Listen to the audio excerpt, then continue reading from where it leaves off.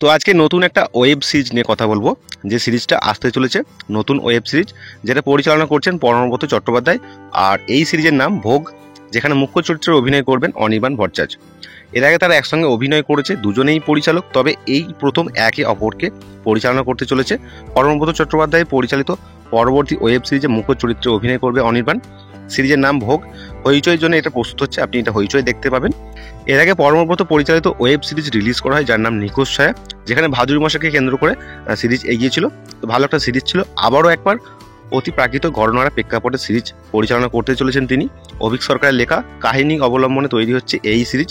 অনির্বাণ ছাড়াও অভিনেতাদের মধ্যে দেখা যাবে রজতাভ দত্তকে।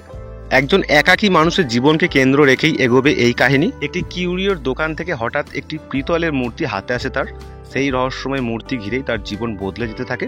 শেষ পর্যন্ত কি হবে তার উত্তর দেবে এই সিরিজ, যেটা আপনি হইচই দেখতে পাবেন। এই মুহূর্তে এই সিরিজের বাকি কাস্টিং নিয়ে আলোচনা চলছে। চূড়ান্ত হলেই বছরের শেষে শুরু হবে এই সিরিজের শুটিং। এর আগে ভোগ বই বা অডিও বুক হিসাবে জনপ্রিয় ছিল। বড় পর্দায় এই কাহিনীকে দেখা গিয়েছিল। রাজশ্রী দিয়ে পরিচালিত পূর্ব পশ্চিম উত্তর দক্ষিণে আসবে এই সিরিজে। এবার এই ওয়েব সিরিজ কিভাবে গল্পের নির্মাতা তুলে ধরবে সেটা অবশ্যই দেখতে হবে। তো এই ছিল আজকে ছোট্ট একটা আপডেট, আর আরও আপডেট পেতে আপনি আমার সাথে জুড়ে থাকতে পারেন।